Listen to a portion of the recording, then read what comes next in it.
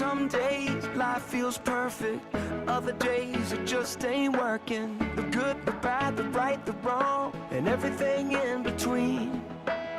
Yo, it's crazy, amazing. We can turn our heart through the words we say. Mountains crumble with every syllable. Hope can live or die. So speak life to the deadest, darkest night. Speak life when the sun won't shine and you don't know why. Look into the eyes of the broken hearted. Watch them come alive as soon as you speak hope. You speak love, you speak. You speak life. Oh, oh, oh, oh, oh. You speak life. Oh, oh, oh, oh, oh. Some days the tongue gets twisted. Other days my thoughts just fall apart. I do, I don't, I will, I won't. It's like I'm drowning in the deep. Well, it's crazy to imagine words from my lips as the arms of compassion. Mountains crumble with every syllable. Hope can live or die. So speak life to the deadest, darkest night. Speak life when the sun won't shine and you don't know why. Look into the eyes of the broken hearted. Watch them come alive as soon as you speak hope. You speak love, you speak. You speak life. Oh, oh, oh, oh, oh. You speak life. Oh, oh, oh, oh, oh. Lift your head a little higher. Spread the love like fire. Hope will fall like rain when you speak life with the words you say. Raise your thoughts a little higher. Use your words to inspire. Joy will fall like rain when you speak life with the things you say. Lift your head a little higher. Spread the love like fire. Hope will fall like rain when you speak life with the words you say. So speak life to the deadest, darkest night. Speak life when the sun won't shine and you don't know why. Look into the eyes of the broken hearted. Watch them come alive as soon as you speak hope. You speak love, you speak. You speak life. Oh, oh, oh, oh, oh. You speak life. Oh, oh, oh, oh, oh. You speak life. Oh, oh, oh, oh, oh. You speak life. Oh, oh, oh, oh, oh. Some days life feels perfect.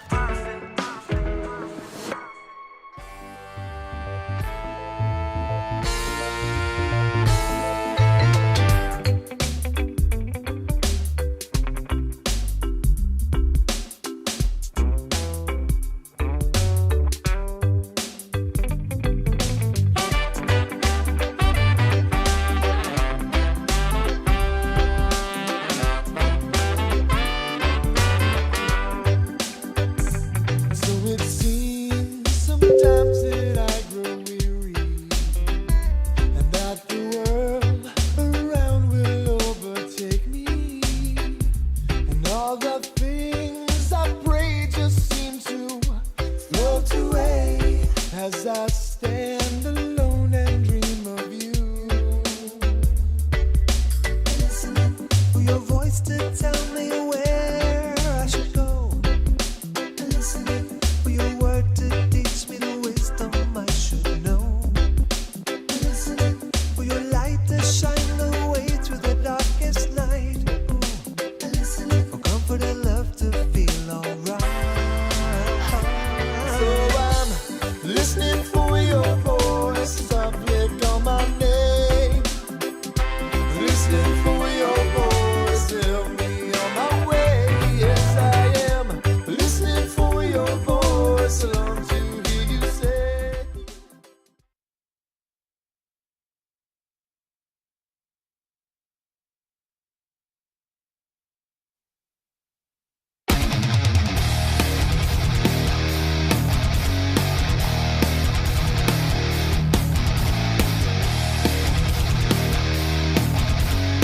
The Sons of Liberty is a politically neutral organization. We believe that the Judeo-Christian ethic has provided the principles upon which this nation was founded. It is our belief that these principles provide not only the foundation and framework for American government and society, but are also essential to the maintenance of a fair and just society. All program content is based on a Christian biblical worldview. One of you said to me recently that we shouldn't rock the boat. Well, ladies and gentlemen, I want to tell you that I am a boat rocker.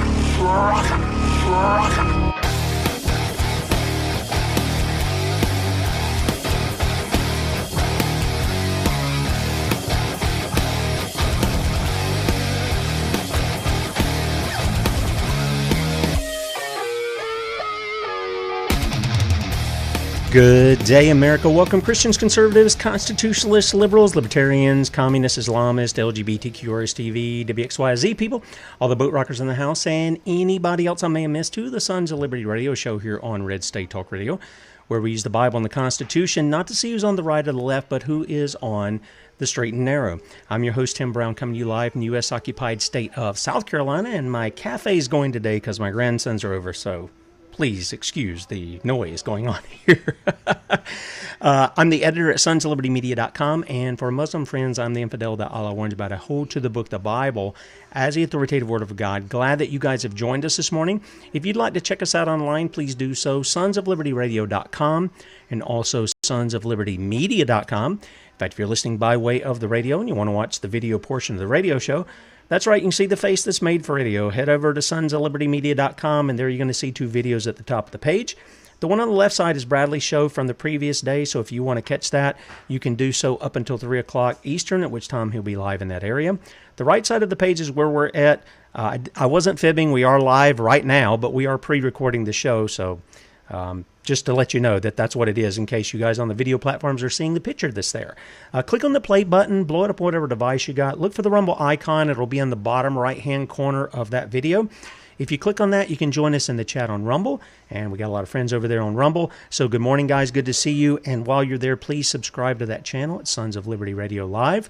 We're also on beforeitsnews.com, top of the page there, and we appreciate Michael Roach and his team giving us a spot on their platform. Also, good morning to you guys who are on our various Facebook pages that's highly censored, as well as our D-Live channel, and we appreciate you guys' support as well. We've got a special lineup, or not a lineup really, we've got special guests on the line with us, and I'm going to bring them on in just a minute. Just to make you aware, again, we're planning on being, I've got the wrong thing there. We're planning on being in Texas, September the 12th through the 14th for the Healing for the Ages Conference. Again, we're going to be doing some interviews there, and learning from the people who are going to be down there, and doing some live interviews as well. So you guys be sure to check that out when we go down there, Lord willing, September the 12th through the 14th. If you're interested in going, we'd love to meet you. I'll be at the LifeWave table doing my interviews there, so please come by and say hello if you listen to the show. If you're looking to go virtually, you want to watch it online, you can do that. They have the virtual conference, they have master classes, and they have last year's conference available for you. If you want to get those, use the promo code TIM at Healing for the Ages. That's not all the thing. Go to healingfortheages.com and then use the promo code TIM, and you'll save some money. I think on the virtual, you're saving about $50. So instead of $150, it's like $99 if you're wanting to get that. Be sure and do that before they close out. And I know I was reading about something else. That where they were having tickets. Okay, got all the formalities out of the way. Now we can get on to business. Now, we've had Gary Waterman on several times. I think we've done about 6 shows. And the last 2 or 3, I think we went for a couple of hours on both because there's just so much information. I don't even think, we haven't even gotten out of one folder that Gary has in his stack of stuff, so to speak. But he got in touch with me the other day, and he said, Tim, I think I found Madeleine McCann. Now, I knew the name, okay, but this is a story happening over there. Well, I guess it originated over there in Portugal, but in any case, I remember the name. I remember vaguely little bits and pieces, but I didn't follow the story or anything. So I have gone back and I have watched a documentary by the guy by the name of Richard Hall, and it's up at my Setting Brushfires site. I had put it all together as one video so people could watch it, but it wouldn't upload for some reason. It was more than 4 or 5. It was about 5 hours almost. And but these are in 4 parts. You guys can check them out. I'll have the links in both the permanent comment section of the video today as well as in the archive when we put that up later. But I found it very interesting. I mean, it was very thorough. It shows all of the details of everything. But in that investigation, no body is recovered.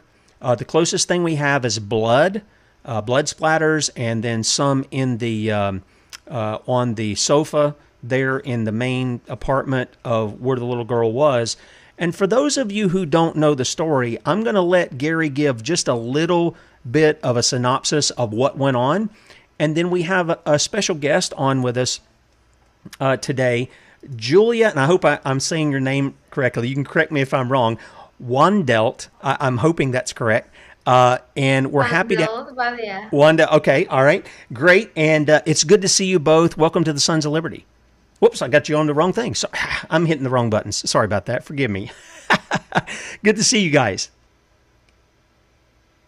Hey, Tim. Thank you very much for having us on. Absolutely. Gary, why don't you give the audience just a little bit here to help them understand, if they're not familiar with this case at all and why it's so important and why we're bringing Julia on, can you give them, maybe take 5 minutes, 10 minutes, or whatever, just kind of lay out the generalization of what the story is, a little bit of background as far as what the police work was doing, maybe a little bit of the story, and then tell us how you come in contact with Julia, and then we're going to get Julia to speak on what's going on in her life and what she's trying to discover in all of this too.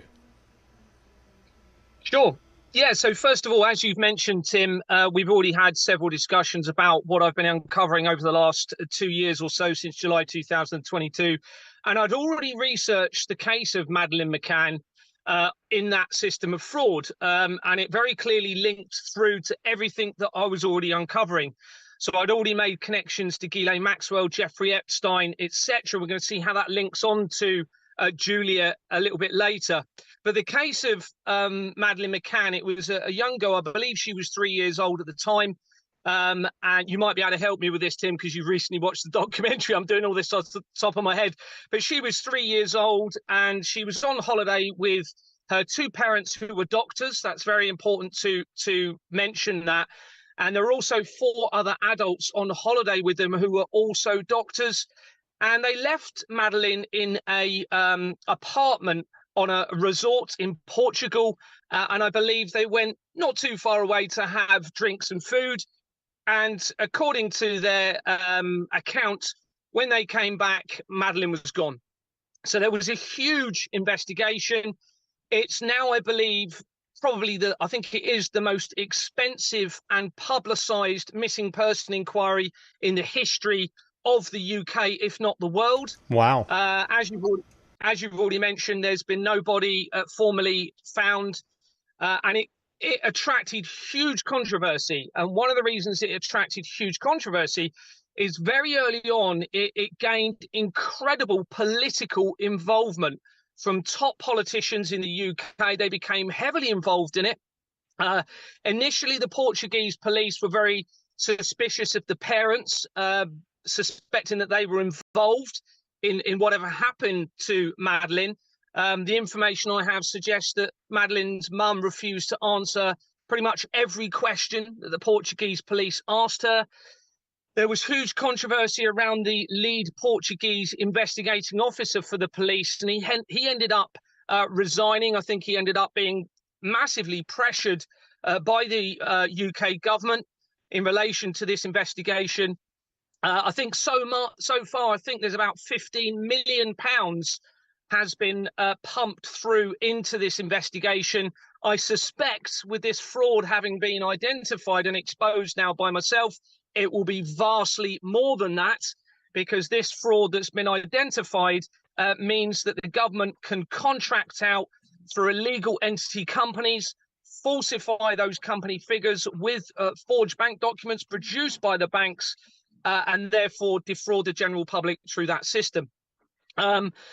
And there was a lot of information around this case. There was an EFIT that was, or several EFITs actually created. We're going to look at one of them a little bit later, which Julia has supplied. But one of the other EFITs looks incredibly like Ghislaine Maxwell, which we'll touch on that a little bit later, how that links in with Julia. And with my involvement with the Madeleine McCann case, there was an independent journalist called Sonia Poulton, who I approached last year, 2023. She had already done a lot of work around this case. She has also done a documentary video in relation to it. So I thought, okay, she'll be the perfect person to help expose this with me. She refused to do so. And one of the companies that she was linked to dissolved shortly afterwards. That company is linked through to the fraud. I then found out more recently that Sonia Poulton had been in collusion with people within my company who removed me as a director after I refused to use the forged bank documents that I had acquired to file our company accounts. So there's a lot more to it, but we'll let Julia introduce herself for now. Okay, yeah, Julia, why don't you take time to kind of introduce yourself here? Tell us how old you are, because we're kind of working back to 2007 where this little 3-year-old is, and then now to where you're at. And if you wouldn't mind, give us a little background as to how you came to think that you might be this missing little girl, and some of the things, and we'll ask some questions along the way, especially as far as identification, DNA tests, and stuff like this. But if you wouldn't mind, just introduce yourself, tell us a little bit about your background, that what you know, and then how you came to assume that you're Madeleine McCann. Okay.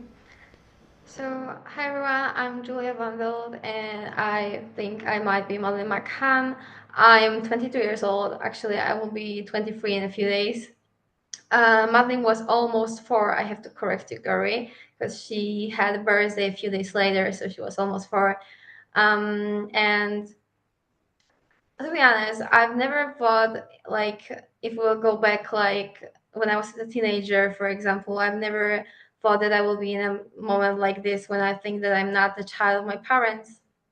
But, well, I experienced very horrific things, and back to 2023, before October, I didn't remember almost anything from my childhood, and sorry, it's just very stressful for me.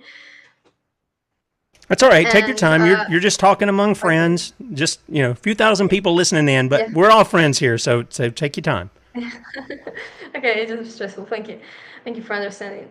So, because of abuse I experienced as a child, I had to deal with depression, some problems, emotional problems, and I had therapy with psychologists, and because of this therapy, I started questioning why the consequences of abuse are so large, and everything started from death. This part, because I will not talk about details about my about consequences of my abuse, but it was so large, and it was too large for me for this kind of abuse I experienced. It was something was wrong, and I started asking my parents about what exactly happened.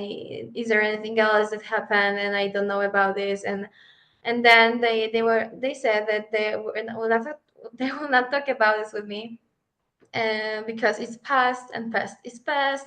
We are in the present moment, and we can't talk about something that happened in the past. So it was their answer usually.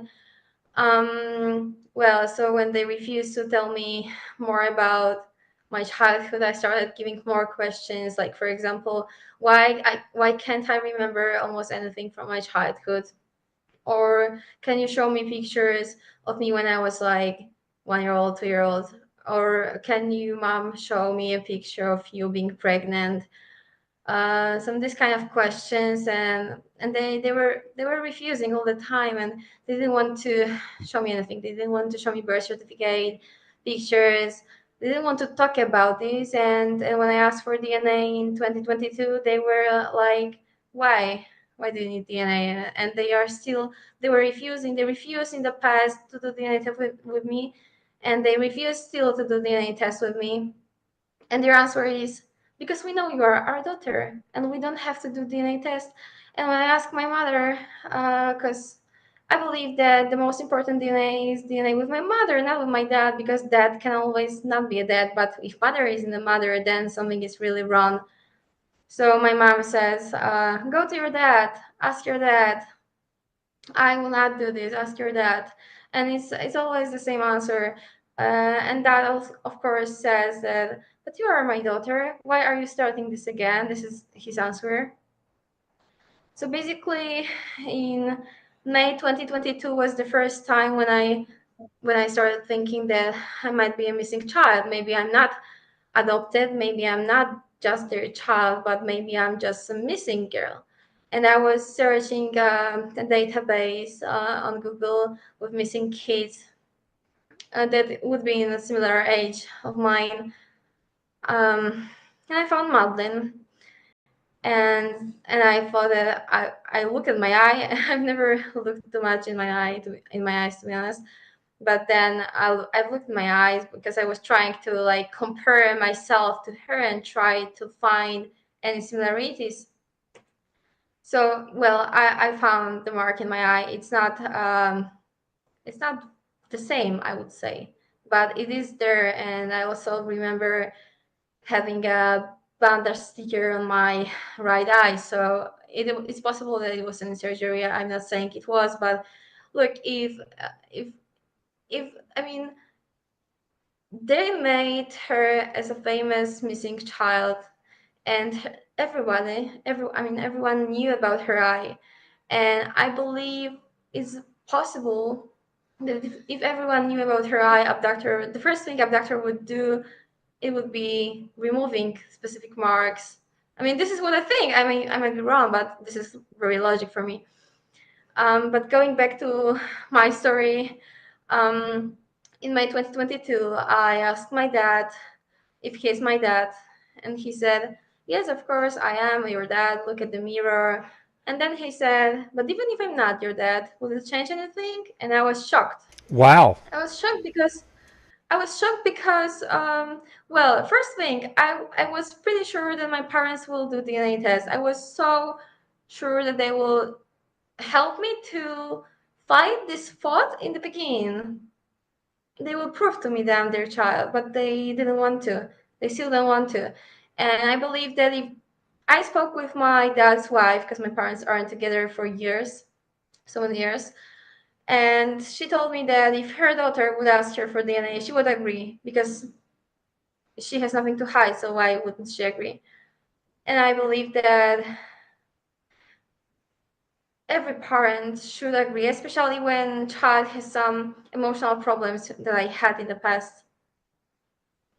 And I mean, it's just weird that they didn't want to agree. They still don't want to agree, and it's even weirder when we will look at the police behavior, because police also refuse to compare my DNA sample with Kate and Jerry, for example.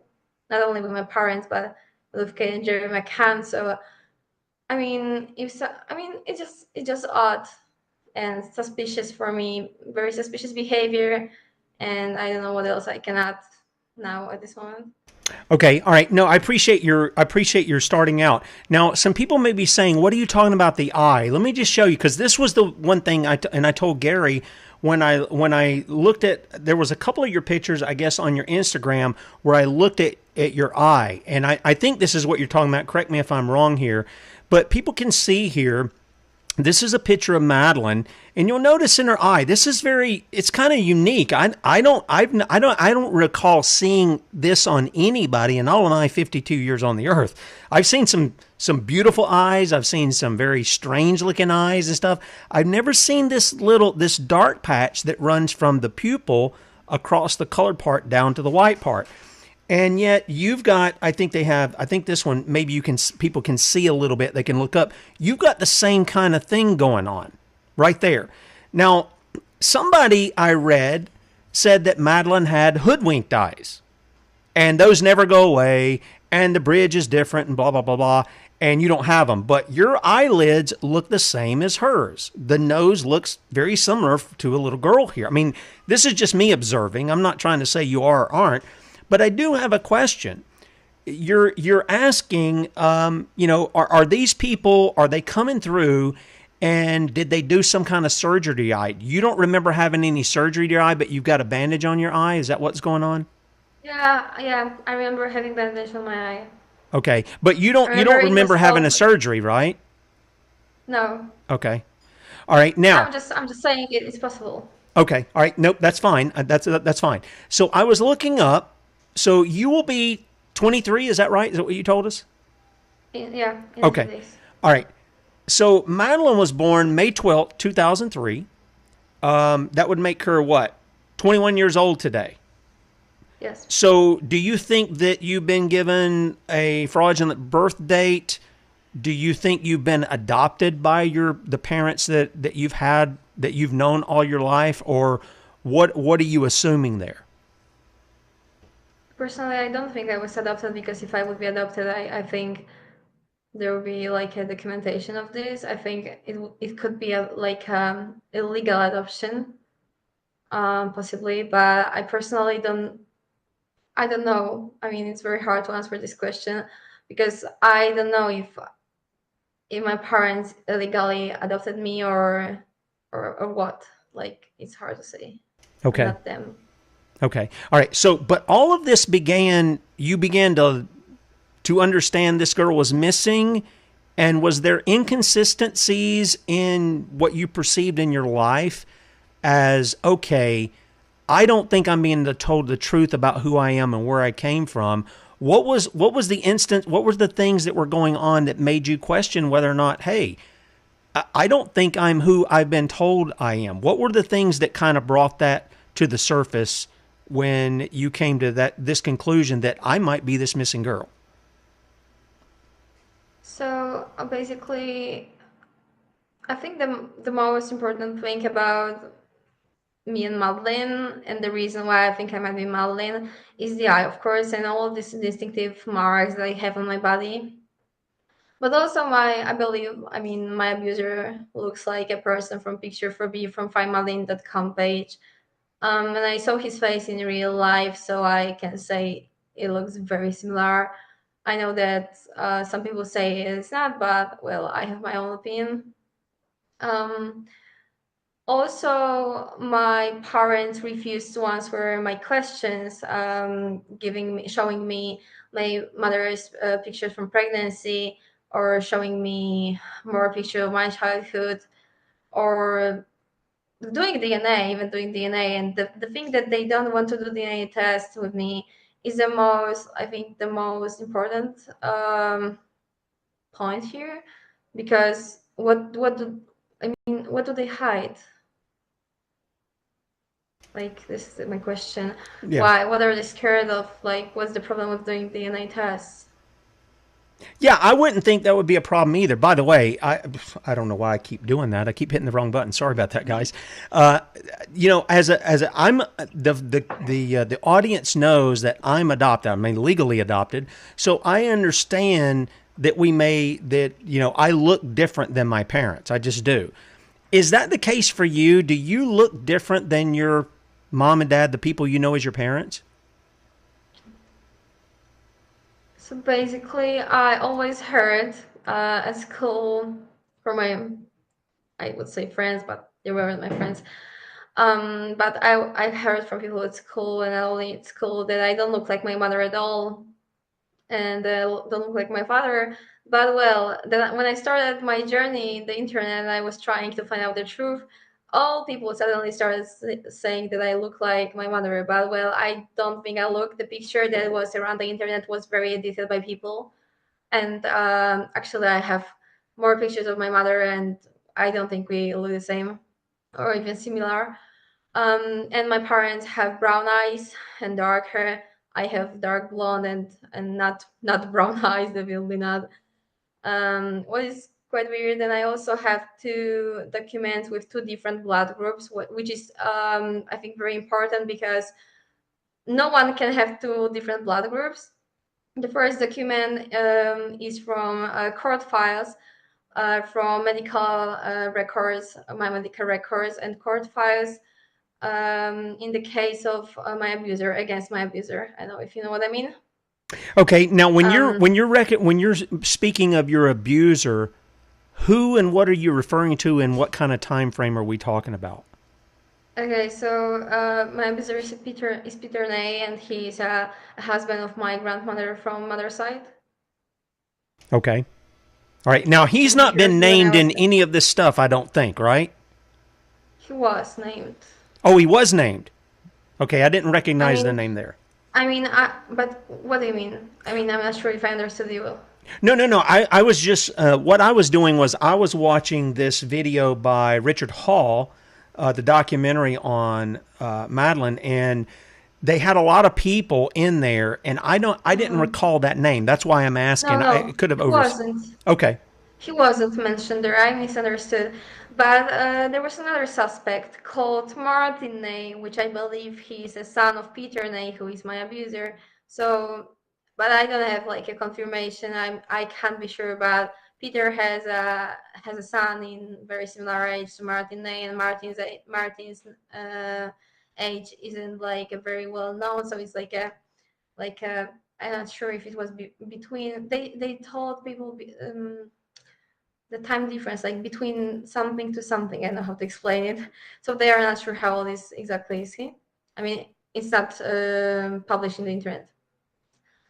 But he's with this. I don't know how to explain. Sorry. That's I okay. don't know the word. No, that's Can I fine. take the word? If you're saying he's done this, I'm just trying to get that in line with But at I'm least the just timeline I understand. yeah, okay, good. I'm just saying that there's the same surname, which is also interesting, and the picture for view from findmadeleine.com page looks like my abuser. So Okay. All right. Now, we've got something else here, and you have not only asked the people who claim to be your parents that you've lived with, as far as you know, all of your life. That's who you know as your parents. But also the McCanns, they don't want to give DNA samples either. And as I was looking at this, as I was watching this documentary, it occurred to me, well, wait a minute. They've already done DNA samples. They already have Madeleine's blood. They've already, what was it, 16 out of 19, Gary, of the blood, whatever they call it, the evidence that they collected there. They said 16 out of 19 they could confirm was the little girls. So why couldn't they just use that and match with Julia here and come up with and say this is the same person? Why can't they do that? Gary, do you want to answer? Yeah, I mean, Whoops. I think it's highly. I think the police response to Julia is highly unusual. I've heard the phone call that Julia has mentioned earlier to somebody. Sorry, it was actually a phone call to Julia from somebody within Operation Grange, which is the operation that was set up after Madeleine went missing. And that is a very interesting phone call. It's very unusual response from the police. Bearing in mind, you've already got all of these very similar. I mean, it's uncanny, the resemblance. We'll look at some photographs later between Julia and certainly Madeleine's dad, and the photographs between Madeleine and Julia as well.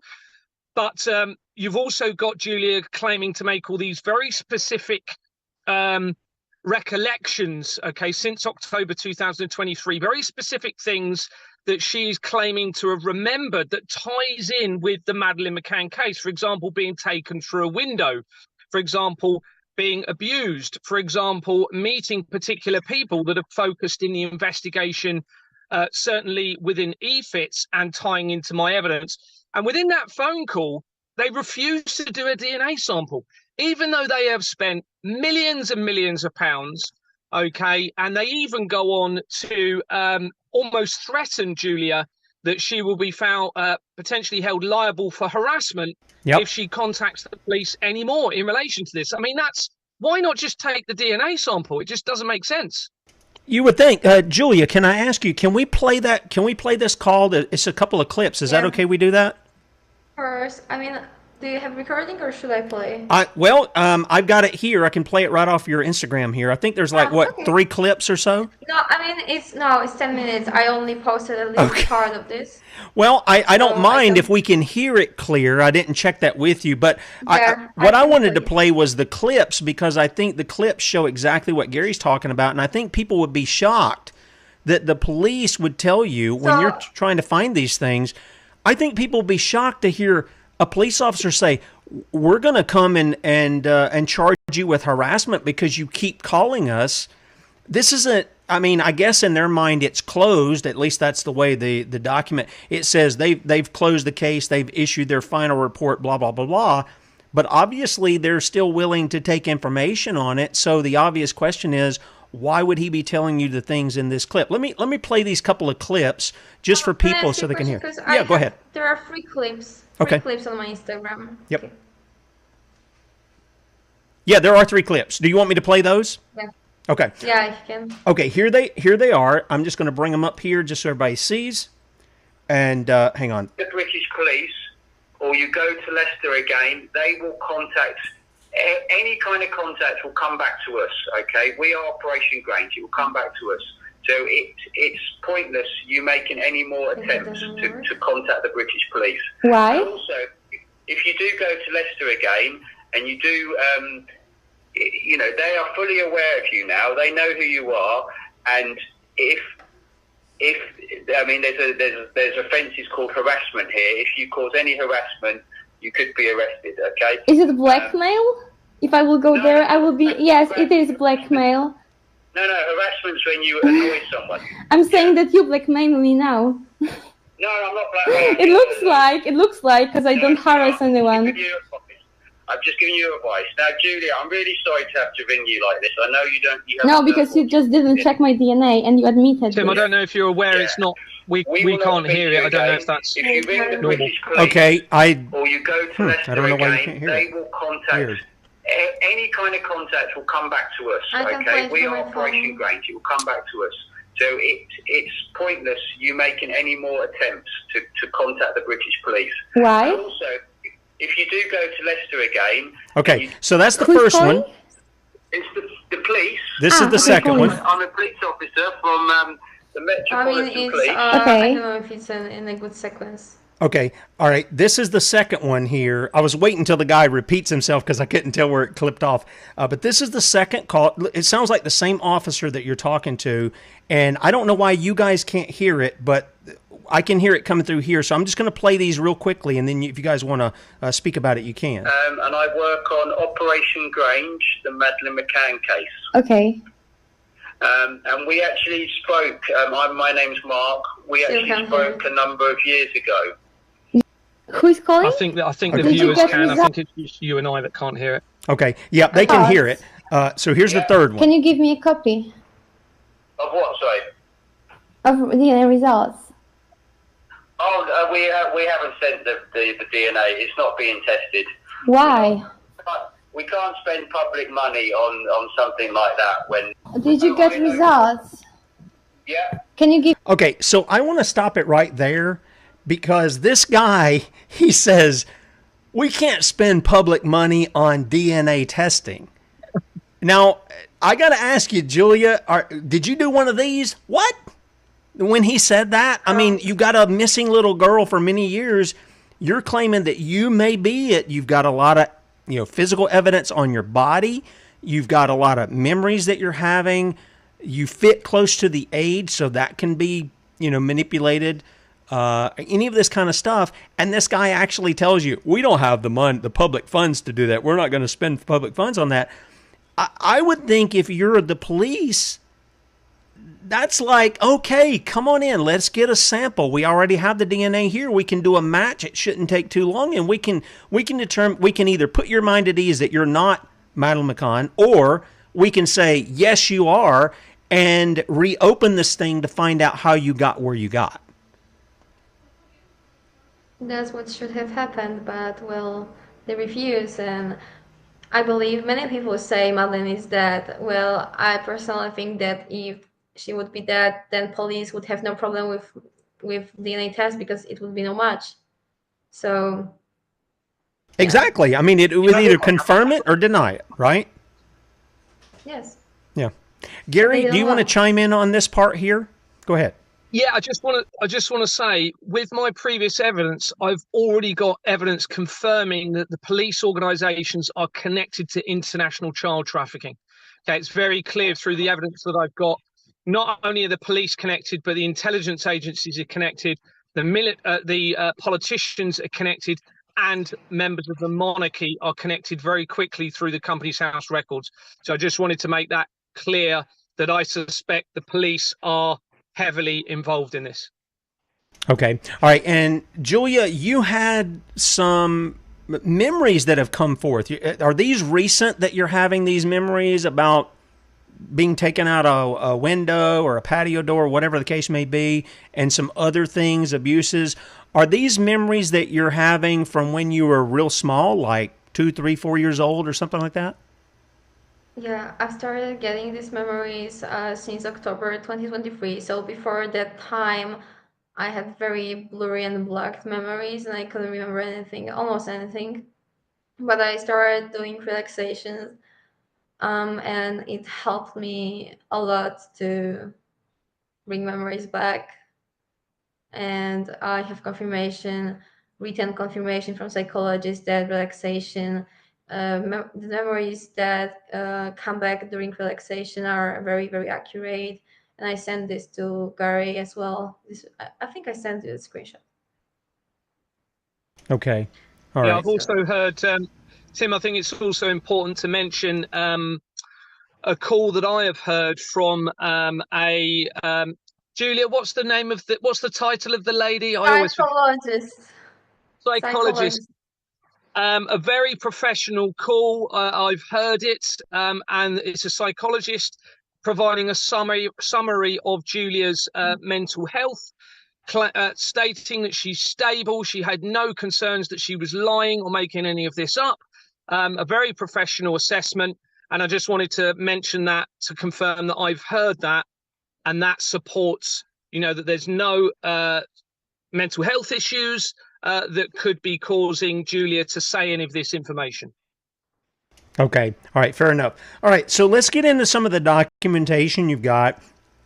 Julia has contacted you, Gary, and in contacting you, she started out with some emails. She tells you what she thinks is going on with her and how she's being, people are trying to discredit her, attack her, and stuff like that. And again, it just blows my mind because I'm sitting here going, okay, for all intents and purposes, this case has not been solved.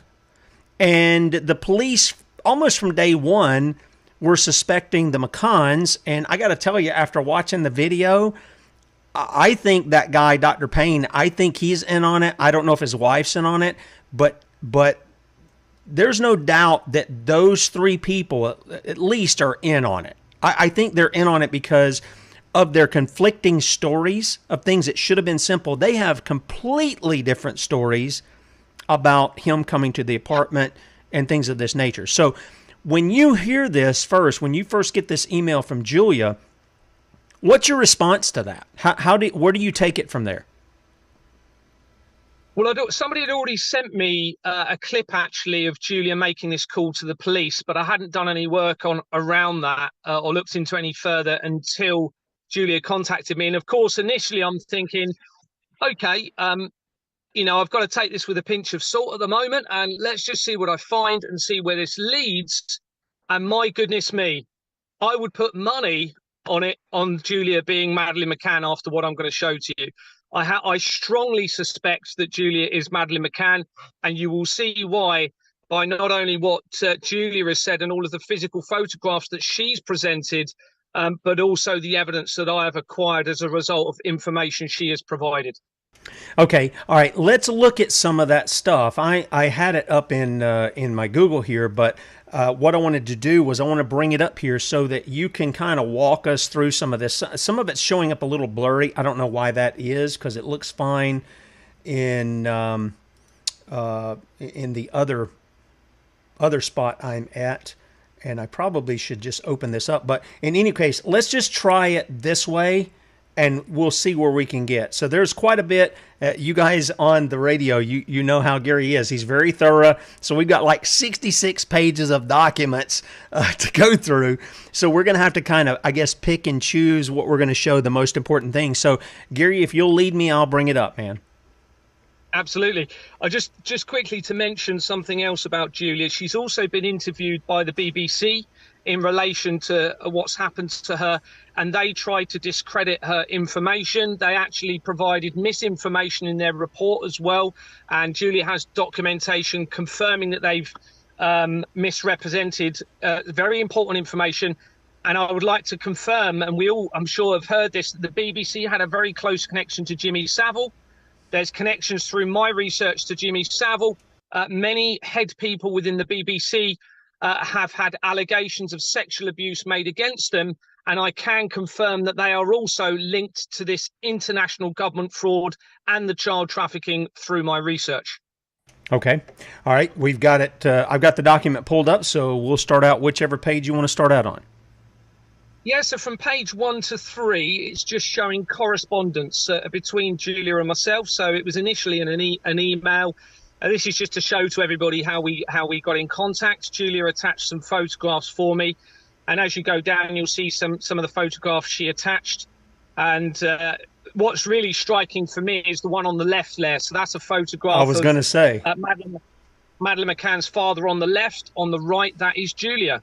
You And look it's just like him. in my Same mouth, same the features around the mouth, the nose, the eyes. It looks the same to me. Yeah. And these are only some of the photographs. Julia has many, many more photographs. Obviously, I didn't want to flood it too much on my document here. On the left there, you have the e-fit. This is provided by Julia. The e-fit of somebody involved potentially in that case, Madeleine's case. And on the right is the person that Julia personally knows from her childhood or being brought up. Yeah, this guy here that we're looking at, okay, this is who you're saying is this was your abuser, is that correct, Julia? On the left side is Ify, and on the right side is my abuser, but the picture is cut a little bit. I don't know why. Okay. But it's also on my Instagram, so we can show the full picture if you want. Okay.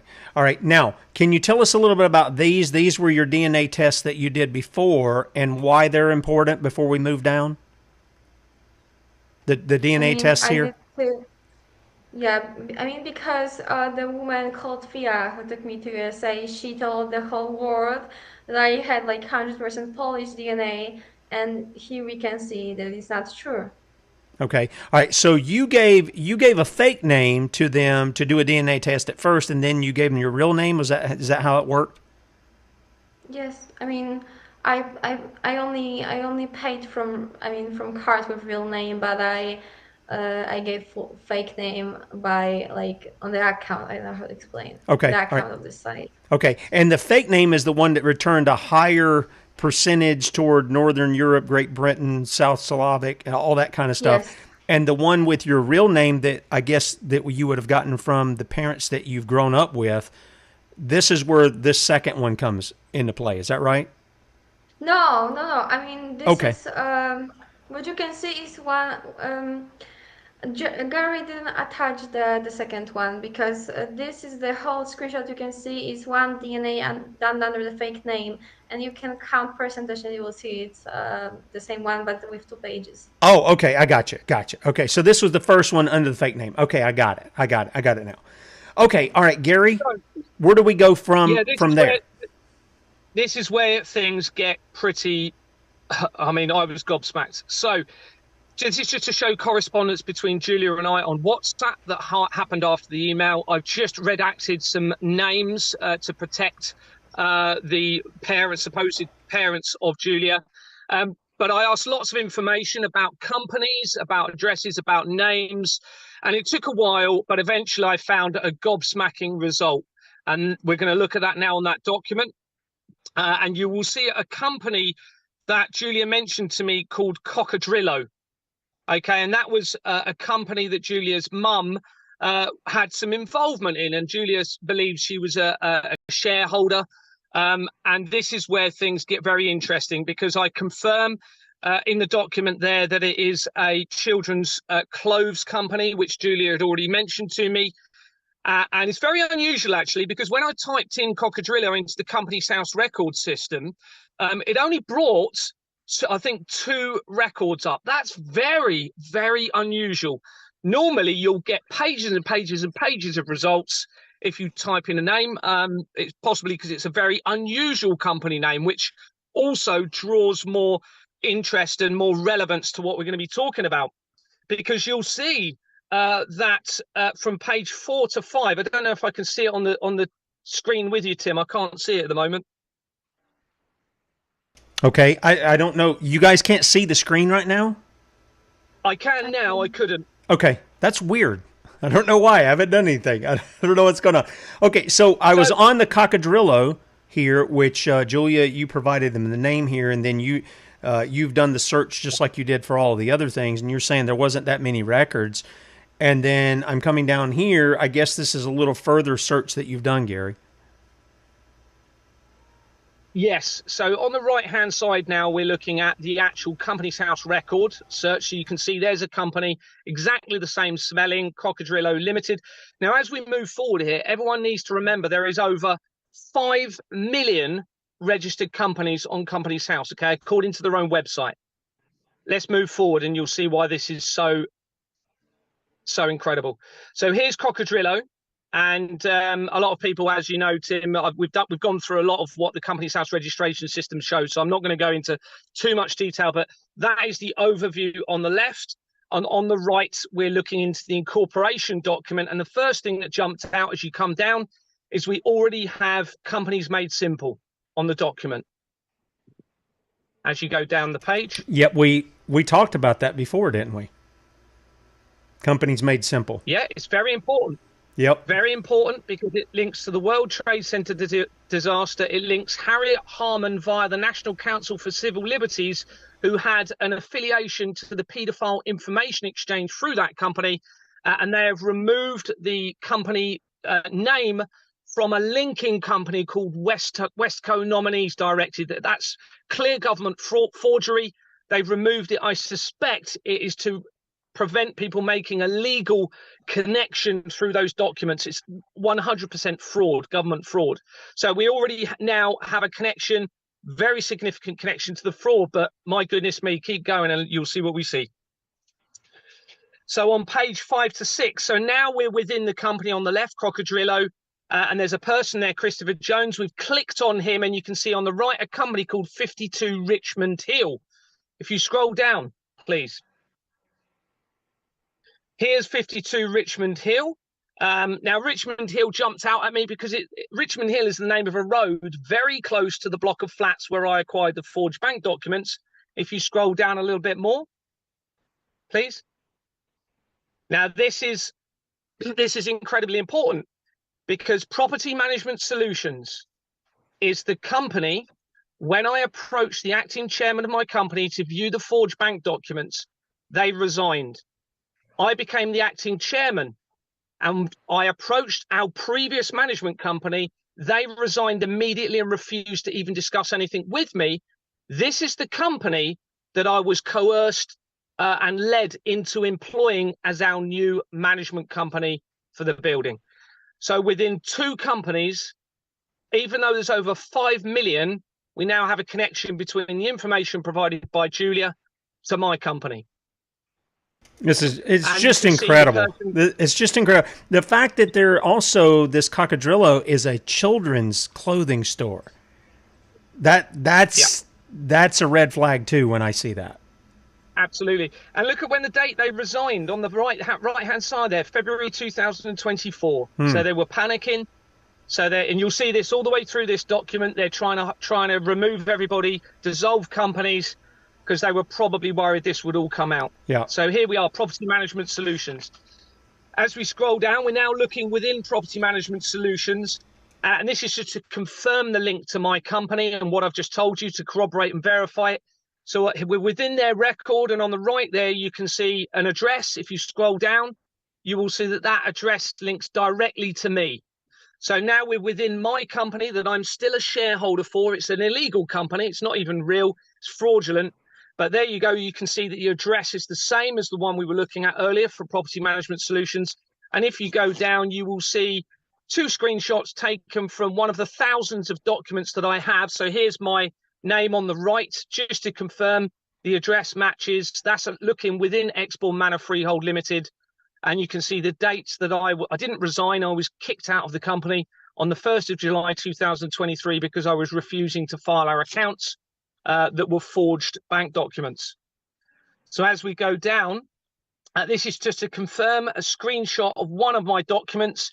You can see this is exhibited at the top, 2,233 to 2,241. That references my almost 100,000 word statement of exhibits. And that is a signed management agreement between Property Management Solutions, the very company that we've just seen, and my company. So as we scroll down, you didn't think it would get any more interesting. You wait and see. So here we go. We're now back in within 52 Richmond Hill. Okay, so we've just gone back into that company, and David Dowdall's links to D&D Associates Limited. This is important because D&D is featured throughout my fraud research. As you go down, please. It's a very important company. So here's D&D Associates Limited, slightly different name. But as you scroll down, I just show the previous research. So we're looking at the incorporation document for it on the right, and you should see a red highlighted box to show the important information. So we now have a link. I can't quite read that on the left. It's it says A1 Company Services Limited at Winnington House 2, Woodbury Grove, North Finchley. Brilliant. So if anybody was to search Hammond on Google, Hammond High Finchley Road fraud, you will see an article from 2019 that confirms that that company is linked to international government frauds, dictatorships, the mafia, also to corrupt politicians and defrauding the general public through the taxation system. So we now have a connection to those companies. And on the right, we now have a link to Nicola Bulley via my research. Okay, so you can see the name Bulley there. This is just me searching my devices, confirming a previous document, featured D&D Law Agency, and it links to Nicola Bulley, and you will see various connections to Nicola Bulley all the way through. And I will mention it now because it's quite important. There was a particular person that was involved in the Madeleine McCann case who was a detective. His name escapes me, but it's on my Madeleine McCann document and my Nicola Bulley document. He was involved not only in those 2 cases, Nicola Bulley and in Madeleine McCann, but he was also involved in setting up and starting up Operation U-Tree with Keir Starmer, who is now our president, who was the director of public prosecutions for the Jimmy Savile case. Keir Starmer also links to the Madeleine McCann case via Companies House, via his company, the Death Penalty Limited. He also links to the apparent abuse and murder of children on the Isle of Jersey that we will come to later as well. Now, what is this operation that you mentioned just now, and what was the purpose of it? Yeah, so Operation U-Tree was the name given to the investigation into Jimmy Savile after his death, I believe. That then connected through to Jeffrey Epstein, Ghislaine Maxwell, I believe Max Clifford, and various other celebrities. Weinstein, I believe, was connected as part of that Operation U-Tree. You had Rolf Harris, Gary Glitter. So that was the name given to that investigation into historical child abuse. Okay, and let me ask a question since you brought her name up. Julia, did you have any interactions at all with the person that looked like Ghislaine Maxwell, or what were you telling me about that, Gary, as far as how she came up? Wasn't there a profile picture that was given or something like that? Yes, there was an e-fit done, and then I'll let Julia explain. I've seen that e-fit, and it's uncannily like Ghislaine Maxwell. Okay. And I'll let Julia explain her connection or believed connection to Ghislaine Maxwell. Julia? Gary said that he will explain. I mean, before. Yeah, we're wanting to understand. Yeah, we want to understand the connection here for Ghislaine Maxwell. I think there's, what did you call it, an e-fit, which is, you said it's an artist drawing where they're trying to dub a suspect, right? Yes. Okay. And how did you come up with that? Did you come up with that image? Were you instructing the artist to draw that? I'm not sure what you mean. How did they get the e-fit, Gary? That was through other witnesses. Julia obviously wasn't Okay. involved Okay. So this was the lady that they saw carrying the little girl. Is that what that's tied to? No, I think the information is the e-fit for there was a man carrying the girl, according to the witnesses, as far as I can recall. The description of that man matches Jerry McCann very, very closely, according to the research that I've seen. I'm not too sure of the involvement of the e-fit that looks like Ghislaine Maxwell, but I know there was certainly an e-fit done around that investigation that looks remarkably like Ghislaine Maxwell. Okay. As far as I can know, I mean, I'm not sure, but I read something like last year, or maybe even before last year, that she was, someone saw her in Spain, Barcelona, I think, next to like place where sheeps come. I'm not sure if I'm totally correct, but something was about this, and that's why, and it was I think in the time when Madeleine was missing, like later, a few days later, maybe. I think I read it in PJ Files. PJ Files is like, or maybe not PJ Files. I'm not sure, but I think I read about this, that why this if was drawn. Okay. And I know Julia finds it quite difficult to talk about, and I understand, why.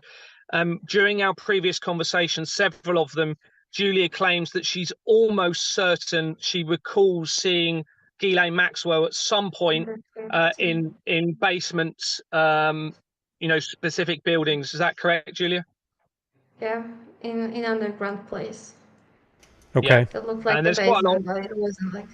Sorry. But you're not sure where you were. You were just somewhere in a like a basement, but you're not sure where you actually were. I mean, I don't know which country where it was, because it was underground place, and it wasn't like the third underground place. I know how the area next to the entrance looked like, and nothing was there besides on high grass, like 1 meter or even higher grass. So I don't know what's the country. So are you telling me that they had you in 3 different places underground? You didn't know where you were, what country, or anything like that? Are you saying they moved you maybe for 2 or 3 places and you were unable to tell where you were or anything like that? Is that what they did to you? Yeah, that's true. Okay. All right. And you were very young still then, right? Yes. Okay.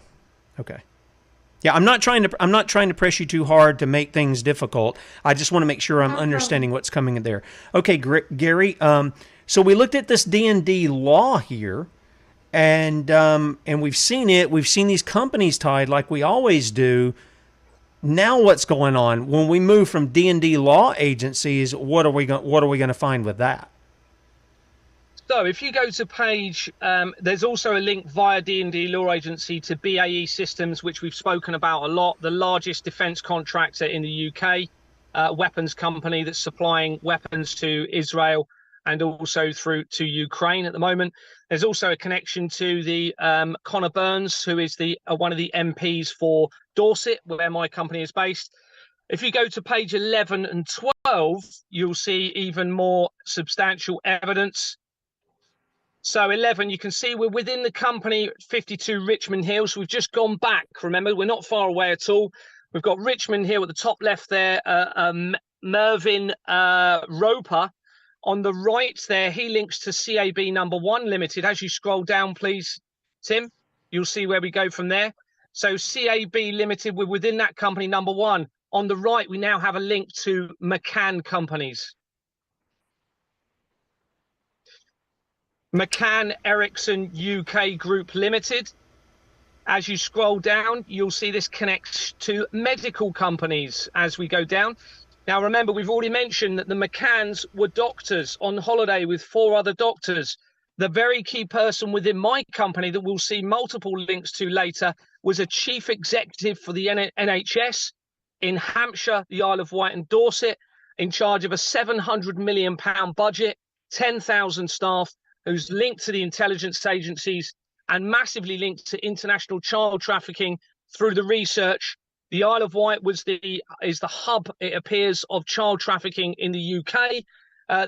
They also have links to a Ukrainian company, and Ukraine appears to be the hub for child trafficking on the continent in Europe. So we have a McCann company, and let's see where this leads. Incredibly important. I was going to say, does the McCann company, does it tie in with Jerry, the father? No, I haven't found any connection to Jerry himself. Okay. All right, this is page 12. Lovely. And can you, on the right there, I believe that's ICC company formation? That's correct. Okay, now this is very important, because as you scroll down, you will see that has already featured significantly in my research surrounding Robert and Ghislaine Maxwell. So you can see that on my document, the World Trade Center disaster document. ICC links to both of them significantly. You can also see on the right, it links to a youth agency, the London Youth Advisory Service. And that research is where I started with the child abuse and apparent murder. And it led to that company from the island of Jersey off the UK. As we've already mentioned before, Tim, there was an informal parliamentary group set up with government that was relating to UK islands. And that links almost immediately to Ghislaine Maxwell as well via my research. As you scroll down, you'll see that it also links to the research surrounding, I believe, trying to read, Harriet Harman. We've already mentioned Harriet Harman and the National Council for Civil Liberties and the connection to the Paedophile Information Exchange, ICC, also links to that research. On the right, you will see we're within that McCann company now and looking at Derek Coleman. So we're very close. Let's see where Derek Coleman takes us. And now we have another McCann company, McCann Health Limited. Okay, let's scroll down. And you can see, sorry, just go back, Tim. So on the left there, I think that's quite relevant. The person was appointed in January 2023 after the fraud was reported, and they're a solicitor, according to that record. As we go down, you will see that it had a previous name with McCann in it, and then they took out the company name and then added it again later.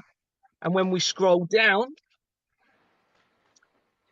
so you can see here, we're showing the significant dates of resignations where they're trying to remove all their names from the companies, probably because they're worried about this coming out. Because remember, I actually made my first report, I found out in 2021 in December, and I escalated my reports in early, sort of mid to late 2022. So this is them obviously starting to panic. They're removing themselves from the companies. And we've got a company now, Complete Medical Group Worldwide Limited. Okay, so this is a worldwide company. As you can see, it's in liquidation, even though it started in 1992.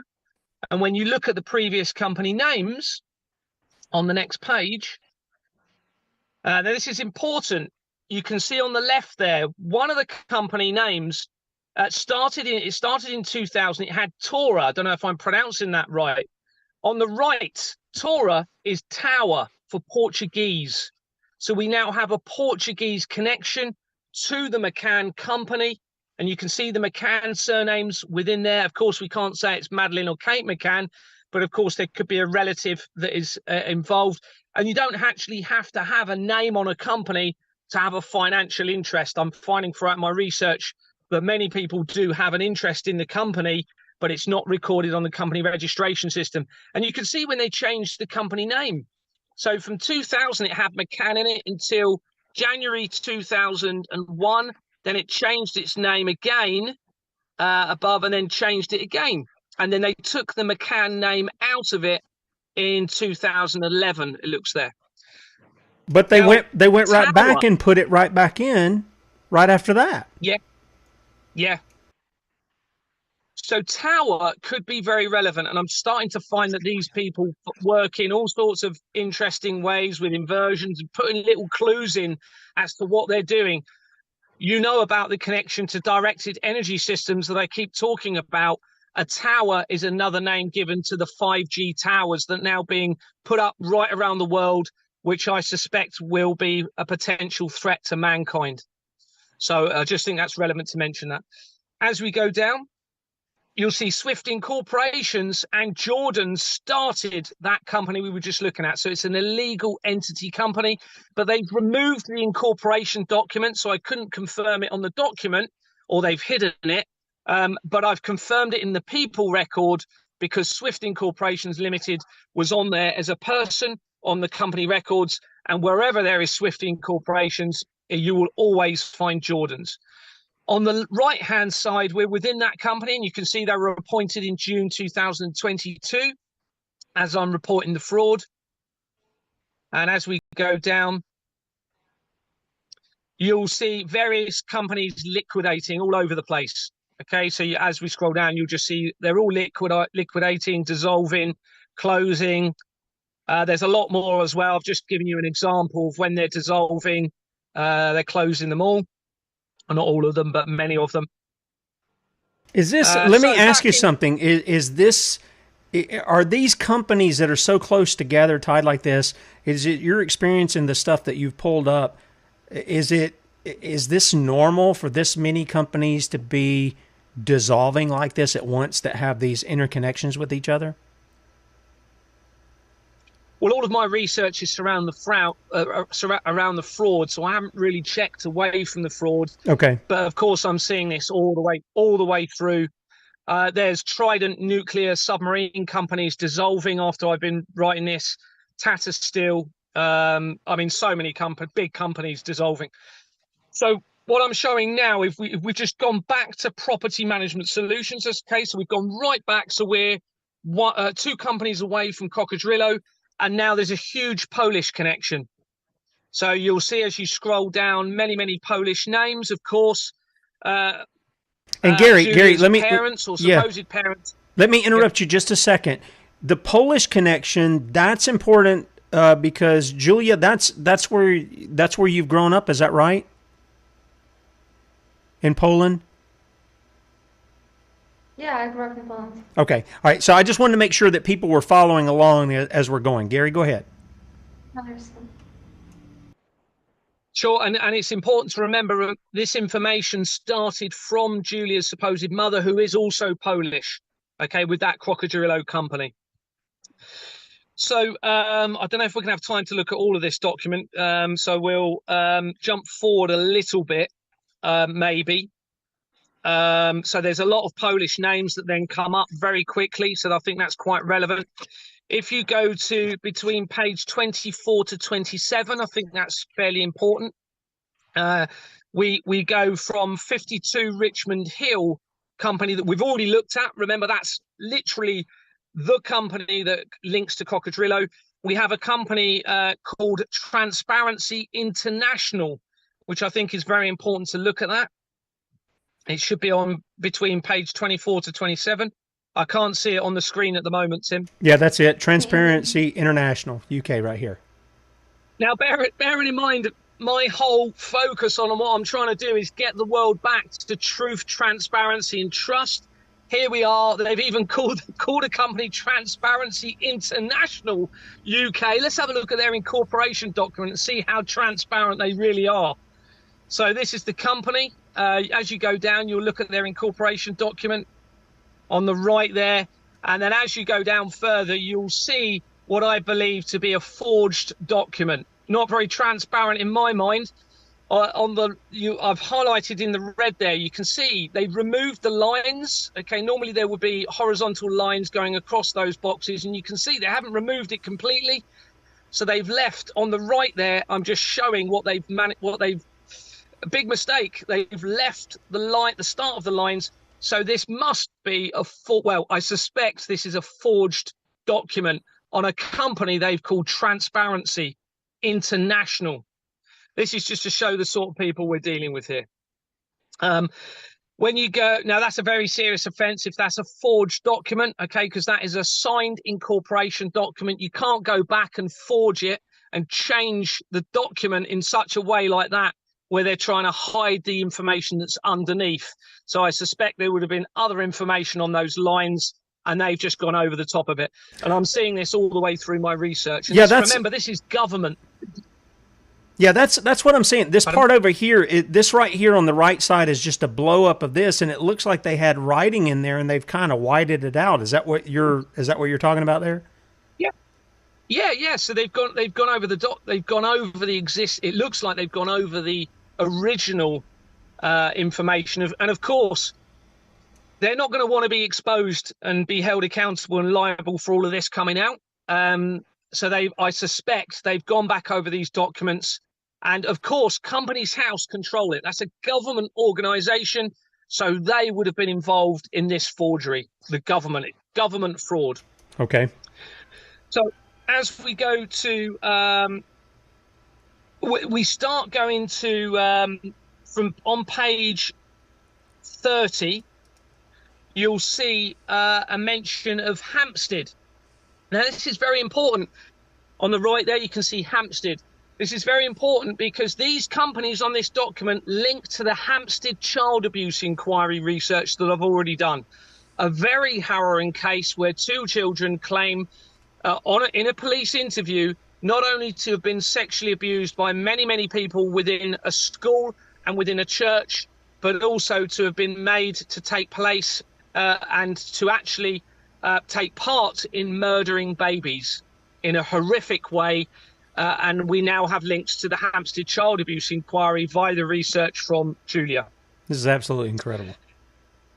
So if we go to page 30 to 33, you then see many connections to educational establishments. There's already some previously, so we now start to see a lot of educational establishments, including very important establishments. I can't see it on the screen, Tim. Sorry. This one says Ilas Hampstead Town Hall Center. That's what's on page 30. Yes. And yes. then go ahead. Yes. So that features in the Hampstead child abuse inquiry research, which is a very important, a very big case. It was completely buried by the police. In fact, they did prosecute, I believe, people who were trying to support those children and trying to help them. And what they were saying, they prosecuted the individuals who were trying to help the children instead of a full investigation in relation to the father, who was the ringleader called Ricky Dearman. The research surrounding Ricky Dearman links back to my company. The heads of Ofsted, who are the regulatory body for schools in the UK, are also linked to the international child trafficking. The same companies we're talking about, international banking fraud, illegal entity creation as well. So this is just showing the connection through to the Hampstead child abuse inquiry. Okay. And you can see on the left there, again, I believe that's a forged document. You can see they've changed the company name company number. Okay, so it appears as though they've altered that document in handwriting. And if we go to, so there's many connections to schools, page 30 to 33, and it links to Interserve here. This is very important. Interserve links to the research regarding the individuals within my company that I found months ago. Interserve PLC is in liquidation. As you scroll down, you'll see it's a forged company document, a forged register. Oh, I've lost it. I can't see it, Tim. Okay. I don't know. It's should be up on the screen. It. It's come back now. Okay. It's come back. So this is a forged entity. It's a legal entity. Should never have been trading. It's in liquidation. It started in 1906. Very old company. And you can see the last time they changed their company name was in March 2001. And if we scroll down, you'll see first of all, it's an illegal entity company. Okay, so the document there on the left does not match the register, just to confirm that. And on the right, it's showing previous research in relation to certain individuals, public information. And when you go down, it links to Southampton University, Obviously, Southampton is in Hampshire. And these are showing screenshots from my previous research.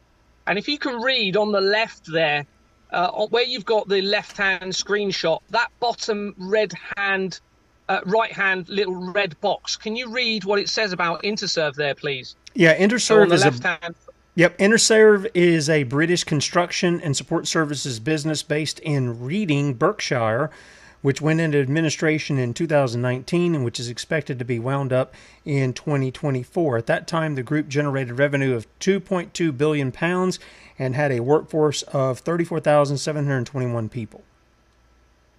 Thank you very much. So it's a very important company. The timing is very relevant. It's a lot of money going through that company. That's only the money that they're publicly disclosing, of course. If the banks are producing forged bank documents for that company, it could be 100 times that. Bearing in mind, we've got tax contributions being pumped through all these illegal entities, according to my research. It links to most of the scandals that we're seeing with politicians. I've got the evidence confirming a lot of it. One example is the PPE Michelle Mone scandal, the Horizon Fujitsu scandal, the UK's largest miscarriage of justice that we've already mentioned, where 900 postmasters were wrongly prosecuted. Some of them committed suicide, I believe. Some of them died whilst being wrongly convicted. They then tried blaming it on an IT issue by Horizon. I suspect with all of this information, it's actually to do with this system of fraud that we're talking about. Okay, Gary, let's do something real quick here, because we've been going down through the companies and all, and I just want you to remind people, how are these companies tying in with Julia here and Madeleine McCann? How are they doing? Just to remind people before we go on. Of course. So we've started from Crocodrillo, which was a company name provided by Julia, where her mother had an interest within that company. It was a children's clothing company. And within 2 companies of researching that, it links to my company, where all of this has stemmed since 2002, where forged bank documents have been acquired, where there's international child trafficking appearing to be linked throughout the whole lot. Not only child trafficking, but we've got the links to apparent murder and torture of children, and also adrenochrome appearing to be connected through to this. And that's trying to be hidden by my company. I've got the evidence linking that. It also links to the vaccines as well. So we're following that evidential link through, and we've found very quick connections to McCann companies. Not only that, but later on, as Julia actually pointed this out to me after I sent the document earlier, there's connections to Leicester companies. That is where I believe Julia, is it where Kate and Jerry reside? Is that correct? I mean, they live close to Leicester in Botley, and they work in Leicester as far as I know. Okay, so this is Madeleine McCann's parents, a very significant connection there, and we've already got companies in this document in that area. You'll see, if you want to see some more information linking, I mean, there's so many connections through from Julia, but I suppose if we want to jump to a very good connection, if we go to page 61 to 65, this is a very good connection. All right, I'm waiting. Okay, it's up now. I mean, there's multiple connections. Just whilst I'm actually here, let's do this first. So this, I believe, Julia, is your parents, who you believe to be your parents, their first names. Is that correct? Yes, that's true. Wait a minute. This is Jerry and Kate? No, the Polish. The Polish. Okay. Thank you for helping me get that straight. There's a lot of moving parts in all this. Okay, so this is the name, the name of the parents that you've grown up with, right? Yes. Okay. Gary? Okay, so this was some research that I did. Julia doesn't know this, but I actually found this first of all. Didn't realise the significance of this. I found Crocodillo after this, but I think this now becomes very relevant, and that's because you can see its active proposal to strike the company off. So let's have a look at information in relation to that. So what as we go down, can I ask you what are the accounts overdue? What does that mean? So that means they haven't submitted their accounts on time. So Okay. they're supposed to submit their financial accounts to Companies House by a certain time limit, and it means they've gone over that deadline. I can already see there's a problem with the document. It's not the same name. Well, no, I think this one's okay because you can see at the bottom left there, I believe that previous name registered does match the incorporation document. Unless Okay, I'm yes, incorrect. it does. What about this one here? Did it have one with the name here? That's why I was saying that. That is the same page. So all that is because I've taken screenshots. So that's the name that it's trading as now. And the Okay. name you've just looked at further down is the original name. Gotcha. So as long as that matches the incorporation document, then it's not fraudulently registered. So that's fine. So they don't have to as go we back and scroll down- rename it? Do they not have to go back and rename it when they do that and fill out this information again? No, they can change their name as much as they want. That's Okay. lawful. Gotcha. Okay, I got you. As long as it is registered correctly and there's no forgery in the register, then a company can change its name as many times as it wants. Lawful. That's not unlawful. Gotcha. Okay. Thank you for clarifying. Okay. So as we scroll down, on the left here, you can see an account ABB it links to. We'll come to that in AAB. So we're just looking at AAB on the right here. So that's now me searching that company on the incorporation document. As you scroll down, there's an address that I've highlighted of Kemp House, I believe. That has featured throughout my fraud research. You've got a City Road address that also features throughout the fraud. Actually, it'd be interesting if Julia recognizes the names above. Those last two names, Julia. I didn't don't see anything, actually. You don't recognize those names? I mean, I don't see anything. It's very small Oh. picture, and I don't see what you're talking about. Does that help? Adrian Joseph Bochenek?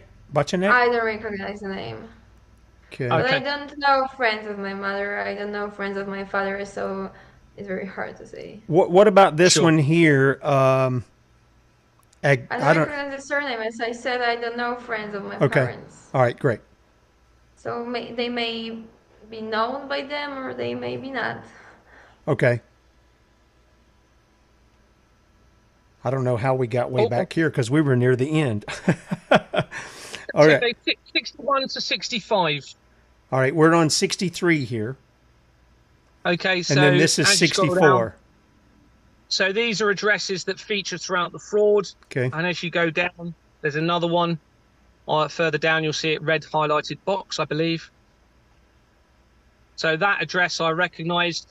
And then I went into the filing history of that first company with the same two names and you can see that if you bring it up again, please, Tim. Yeah, just got it. I got it.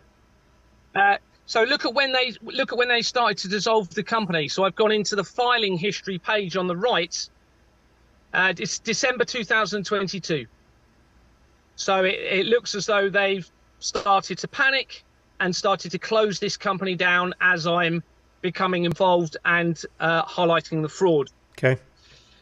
Another good link through to Julia is if you go, please, to page. Just trying to find my notes here. I mean, there's various connections. Page 42 to 45, which is further up, obviously. So on the left here, we're looking at correspondence between Julia and I, and you can see that she told me that her parents in Poland, or supposedly parents, worked for banks. So there was a banking background. Okay, so now I'm researching that bank, those banks, and this is now my research flowing on from this. And you can see as we go down how significant this is. So I'm now finding evidential links to EFG via the names Julia gave me. You can see all these companies starting up. Look at these and look where they're based. UK islands, tax havens, linked to child trafficking and apparent murder of children, certainly on Jersey with the research I've done. So as we go down further. Can I say something? Yes. Because you said my parents, my mother and my stepfather. My dad never worked for banks, but my stepfather and my mother worked. So just wanted to clarify. Okay. Thank you. Thanks, Julia. Yeah. So here we are. We've got an EFG company that stems from that. You can see it was registered fairly recently, and it's got an address in Jersey. Remember, I've found many connections through from the apparent murder and abuse of children on Jersey, through to our Prime Minister via Company's House, through to Madeleine McCann, through to Nicola Bulley, international government fraud all the way through. And as you scroll down, when you get to the, I'm not too sure what this is. I've highlighted some bits. Okay, so on there, we've got a legal firm that is linked to this document. And now I'm going to research that legal firm on the left there. You can see the legal firm, I believe. Yeah, it's Solicitors Regulation Authority. And then we're over to EFG International AG. There should be on the left there. It said on the left-hand section. There's a company name below where you mentioned regulatory. Oh, on the left-hand screen. Company. Well, it's got supervisory body and agent's name. Is it the agent? Yeah. What does the agent say? It's Wigan Osborne Fuller Love. That's it. That's it. So now we're going to research that company. Okay, now remember, there's evidential links, there's financial interest because of the connections through the company registration system. They're legally connected. So now as you scroll down, I'm researching that company. And here we are. It leads to this information. It was founded in 1973, 2 years after the World Economic Forum started, okay, in 1971. As we go down, I've highlighted some sections of relevance. So you can see it links to Wigan Osborne Fuller Love. So then it's come off the screen again. That's really weird. I mean, it's just up here on the screen. I don't know. And you can see on the left what that company does. The firm acts for high and ultra high net worth individuals and families, as well as trustees and trust companies, private banks, family offices, charities. Freemasonry is heavily involved in charities, and Freemasons are right throughout this. Insurance companies, fund management houses, and other wealth. Oh, it's come off the screen again. Yeah, it's other wealth management and planning institute. It must be something in the transmission because I've kept it up on the thing. I don't know why. And I also can't see the screenshots. I mean, Esther can. It must be something happening in the transmission because I haven't changed off anything. It's really weird. I don't understand why. I think it's because when Gary starts talking, then the screenshots are gone. I mean, I can't see them then. That's really odd. I don't know why. Yeah, it is. I mean, my goodness me. Well, we'll mention it whilst we're talking about this. The last few days, Julia and I have had so many attempts to try and do live stream interviews. One time, both of our phones, the sound wouldn't record a screenshot. We couldn't even screen record it, which is very unusual. And then yesterday, we tried doing a live channel, and I couldn't turn my camera around.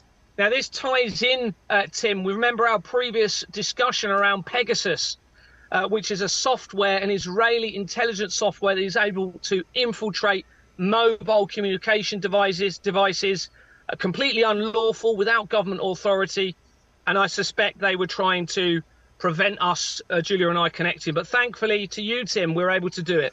Yeah, and I let you guys know before we started. I mean, we've already finished the radio. I didn't even close out the radio show because we were just going so well. So people just, I guess they figure they have to come over to the websites because I normally tell them to do that. But that was one of the things I told you guys because we've had some issues with that getting cut off and things. Some of it I think is just my equipment, this computer that I use. It's got the blue screen to death, and we had that stuff go on a couple of weeks ago too, as far as internationally. But I told you guys, I said if it goes off, just hang in there. We'll come back on because it knocked Kate and I off completely off on Saturday. And so much so, we had to reset our passwords to get into Zoom. That's how bad, whatever happened, it wasn't just local. It was happening outside of where, my station here. Let me put it that way. So, okay, so I'm going to bring this up again. I hope you guys can see it. This is Osborne House Limited. Can you guys see that now? Yeah, I can see it. Okay. All right. So I think this is where we left off. They were the Wigan, Osborne, Fuller Love, there are fund management houses and other wealth management and planning institutes. I think that's the part where you missed because it cut off on you so you couldn't see. Yep. Oh, it's gone off the screen again. So on That's the just right really there, weird. that brings. Yeah, it could be them interfering. They're absolutely able to interfere with devices, just to let you know. Okay. And they're not going to want this to come out. So on the right there, that's me searching that company that was mentioned, okay? The one on the bottom. I've searched it and it brings up, look at the address, 6 Paul Hill, Bournemouth, Dorset. Now, I forgot to put the next screenshot in, actually. That's a very important address. That links to a company called Fox's Property Management Limited. That company links to Ghislaine Maxwell. It links to my company. It also links to the special advisor for the prime ministers of the UK over the last few years, Douglas Dougie Smith. That is a very important address. So we've now, don't forget, we've come in from different information that Julia has provided now via the banks. And now we're getting back to my company and very significant information linking to my company as well. I Okay. have to go very soon, unfortunately. So I just hope you don't mind if I will be gone. Yeah, Because Julia, I how have about we things. do this, because we will have to close up in about 20 minutes anyway. Why don't I give you a final word before you have to go? What to you is probably the most significant thing that, or maybe 2 or 3 things, whatever you want to name, that lead you to believe you're Madeleine McCann? What are maybe the top one, and maybe if there's 1 or 2 other things that you can think of that you know, and you go, I'm almost certain I'm this missing girl. What would be some of those Okay. things that you would say? So the first thing is all of marks that I have and Madeleine also has on my body, and people can see them on my Instagram. I publish them, and I think I publish them on TikTok as well. Another thing is that my abuser looks very similar, like the person from Drawing with Suspect. And I think the most important thing is that I have memories now. And I talked about them on my Instagram recently and TikTok a little bit, but after yesterday's, it's hard to talk about them. So Gary can talk about them. I give my permission because I told him about my memories when we were on call.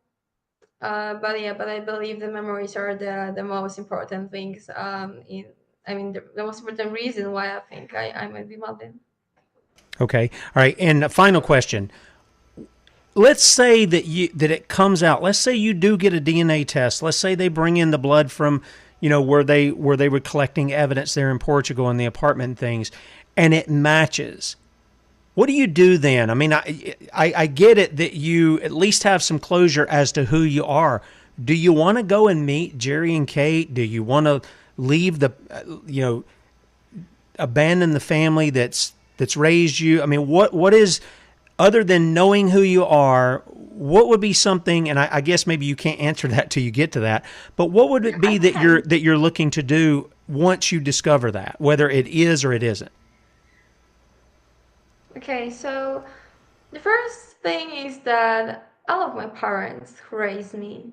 And it's not about that I want a new family. No, it's not about this. I don't know Kate and Jerry. I don't live with them.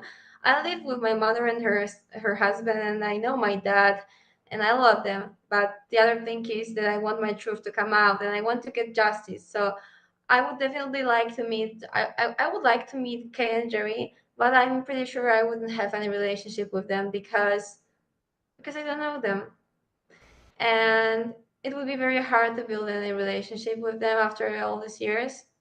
But I would definitely go to court and try to get justice and try to give a statement to maybe not corrupted police officer.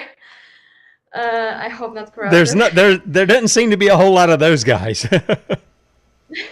Yeah, unfortunately. I wasn't. They're not I nice. wasn't. I was a good one, so there'll be other good ones. Yeah, there are good ones, but they're Yeah, few and far not between. everyone is corrupted, but it's hard to find uncorrupted police officer. But yeah, I would definitely try to prove it in court and get justice, and in the meantime, and help other kids. And I also have a plan. I would have a plan to make a real foundation that really helps people who are in for abuse, or who were trafficked, because this foundation that exists, they don't help. I mean, I emailed Missing People UK, and they were like, we can't help you, we don't have resources, go to the local police. And I told them that, look, but Kate McCann is ambassador in your foundation, you can't get me in touch with her. And they said, their response was like, we may be not able to answer your new emails, something like this, they said. So I think it's all suspicious. And I would repeat what I said before.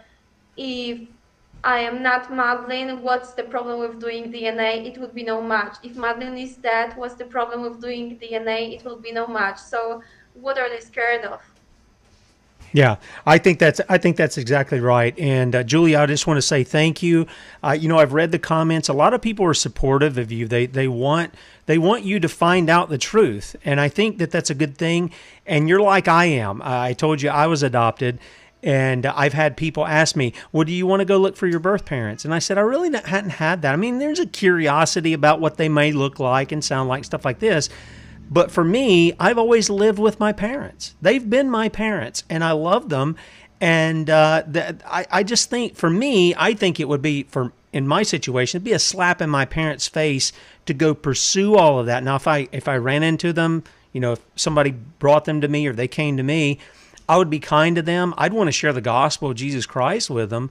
But I'm like you. I see the people that raised me, that's my parents. That's who they are. Whether I got there through fraudulent means or some kind of other things, these are the people who raised me. They took care of me. So I applaud you for that. And I do hope that you're going to find the truth here in the midst of all this stuff. And I appreciate you joining us here on Sons of Liberty. Thank you so much. Thank you for giving me this opportunity to talk about this. Absolutely. Bye. Absolutely. Bye-bye. All right, there goes Julia. And let me I'm going to make a little change here so we can get rid of names. Because I had to do this just a little bit different. We're just going to leave Gary. We're just going to leave your name there, Gary, instead of changing everything over. Okay, so let's wrap up. We've got as long as you want to take here, up to about 15 minutes, and then I have to do some other things here. But take as long as you want, and let's wrap this up because Julia's reaching out to you. Is that right? She's reaching out to you in all this. Yes, she approached me. Okay, and is she approaching you because of what you're uncovering with the child trafficking, the adrenochrome, all this fraud and stuff? Is that why she trusted you in that? She said she saw some information that I was mentioning, Ghislaine Maxwell and Jeffrey Epstein. So that was what prompted her to contact me. Oh, okay. And then because of her interaction with, or what she's claiming with Ghislaine, she thought you could probably open some doors, and it looks like you have. You've found a lot of stuff there. Yeah. She also claims, we didn't get to mention it, but she's almost certain that she saw Jeffrey Epstein as well in those basements. Wow. And a lot of people will say, well, how can she remember when she's 3 years old? But it's amazing what the mind can retain, especially if you go into a certain state. Yep. Or you do certain things to try and draw out those memories. It's possible to do that, believe it or not. Well, I've had that too, because I was thinking about it too from when I was little, and I can like vaguely recall memories that I have when I was 3, 4, 5 years old. I can remember, especially 5, because that was, grade school, first grade. I remember all that. I remember a lot of stuff that went on there. My teachers, my first girlfriend was there in first grade, and all of these other things that went on when I was fairly young. And I know I've run across even my kids. They'll tell me about stuff they were doing like when they were 2 years old. I'm like, how do you remember that? You're 2 years old.